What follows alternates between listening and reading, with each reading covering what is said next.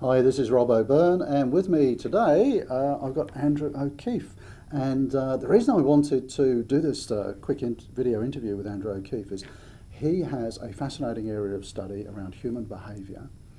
And what he does is he studies the behaviour of apes and then helps us understand our behaviours in the workplace based on that.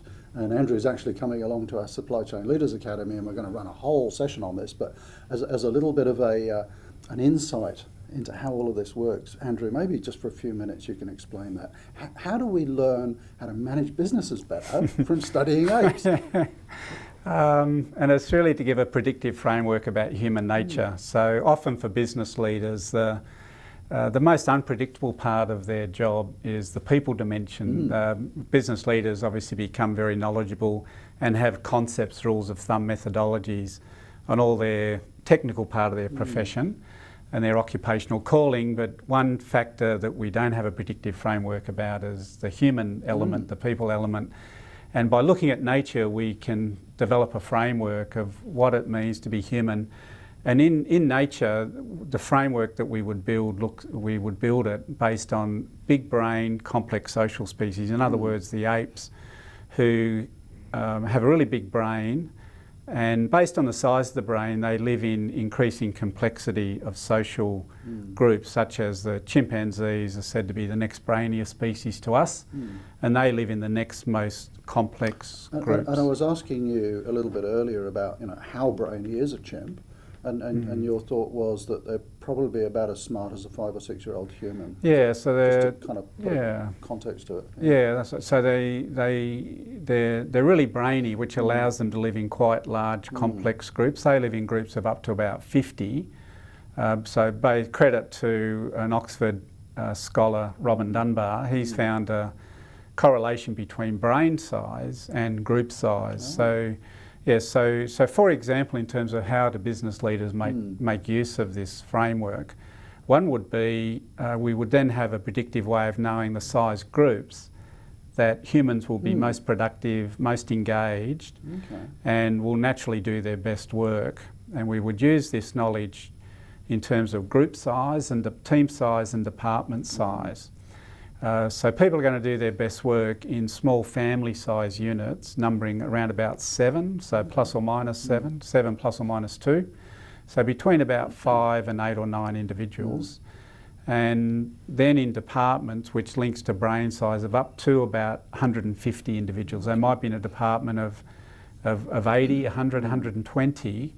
But in other words, if we deviate much from natural principles, if we had humans work in a team of 15 to 20 or a mere mortal human being manager leading a team of 12, 15, 20 people, then we've designed dysfunction into that team. People will do their best work as professionals, but we've really loaded them up with a natural dysfunction to hold them back. And that's 7 or so individuals is our family size unit.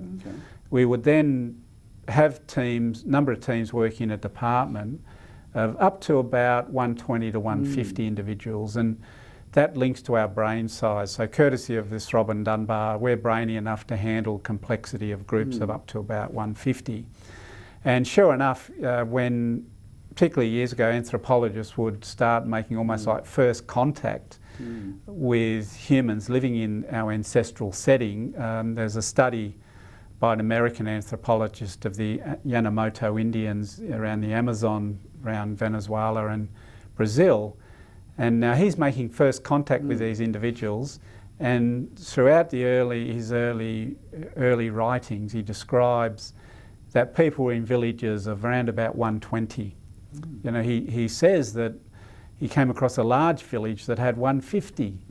And then much beyond that, the large village would start breaking off into 2 villages. So there's a natural segmentation. There's just, if people won't associate with being in a department of 500, if we're in a large global organisation, we don't really associate with being in a large corporation. We don't say, I work for XYZ company. We're more likely to say, I work in the warehouse, I work in the procurement department. And I suppose linked in very closely with that is the concept of span of control of managers, isn't it? Yeah, so A manager yeah. who has too many sort of direct reports is going to find that very difficult. Yeah, so sometimes in organisational design there's a trade-off between the span or layers. And my recommendation would be don't worry too much about layers. Just keep building it from a span of around about 5, 6, 7 individuals, and just keep going to the extent that any one manager only manages 5, 6, 7 individuals. So we can learn a lot from studying apes, but you were telling me a fascinating story last week where you were actually talking to some Maasai chiefs. Yeah, so the idea, this principle of 7 came up, and I was talking to 3 separate Maasai elders, around about in their 40, but these, when they were young kids, they grew up absolutely in traditional Maasai life. And yeah, I got talking to them about leadership, and each age set has a chief, and I said to each of them separately, so your chief is, and they, in their model, always happens to be a he, unfortunately, but I said, is he a good chief? And they were describing the chief, their chief who's a good chief, but then they made the point that the chief doesn't rule alone. They have a cabinet, or what one of them described as feathers, individuals out there in the community reaching out. And then I asked him, how many feathers or how many individuals in the chief's cabinet, expecting the answer, which I got. 7. He counted up. He did a head count, I could see him processing it. About 7. Yeah, it's interesting, isn't it? Yeah, and I told him I predicted that number, and we laughed. Yeah. And then, I mean, it's interesting. You sent me some stuff the other day about what they thought the qualities of a good chief were. Yeah, so when I asked that question, so is your chief a good chief? Yeah, wow, you could see in their eyes, fantastic, well-regarded, well-loved chief. So then obviously I asked, why, what does that chief do that generates that sort of following? And the key ones listed in different words, but by the 3 separate conversations. The first one, interesting enough, was he never gets angry.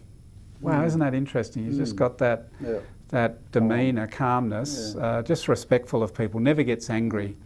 Really intelligent was the next factor, so that he has this ability to handle just a whole range of complexity of the job.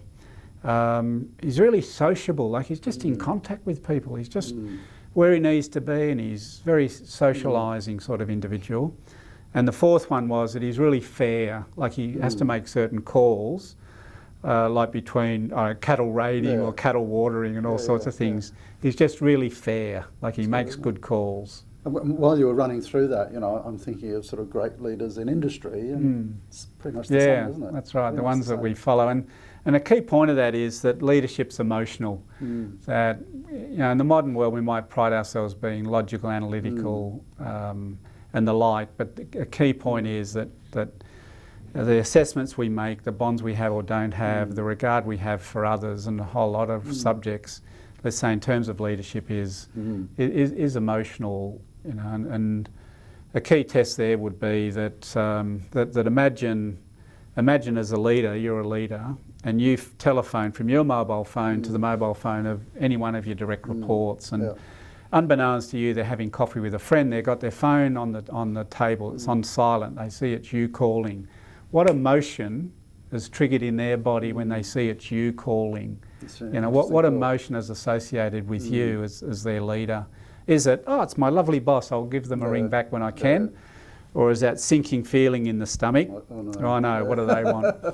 Yeah, that's fascinating. And the point is, from here, what do you do to develop the emotion as you would want it to be? So, Andrew, look, you spend your life working with corporates, helping managers understand human behaviour, helping them be more effective, I guess. What's the reaction that you get when you say, hey, I've learnt this from chimpanzees and Maasai warriors, because we're so wrapped up in technology and advancement, and here you are saying, let's go back to, in the case of chimps, very primitive sort of social groups, and the Maasai, totally sort of remotely based and traditional communities.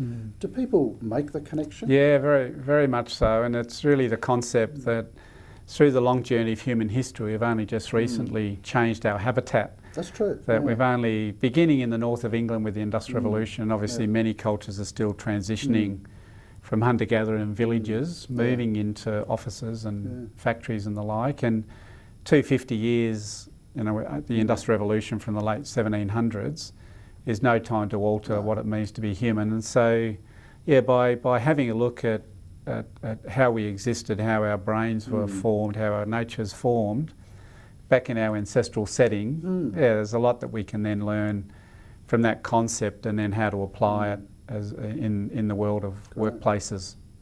We could talk about this topic all day, but I think we better cut short. So, Andrew, thanks very much for sharing some of those thoughts. If you'd like to, understand more about this, we'll put a link below, because you actually do visits to zoos where you take business leaders and look at the behaviours of apes and translate that to human behaviours. You've written a book on the topic, Hardwired Humans. We'll put that on the link. Anyone who is a member of our Supply Chain Leaders Academy, of course, we'll be talking about this in a lot of depth, because you've been to our academy before talking about this topic, and we're really looking forward to you coming again very soon. So, Andrew, thanks very much. Great to talk to you.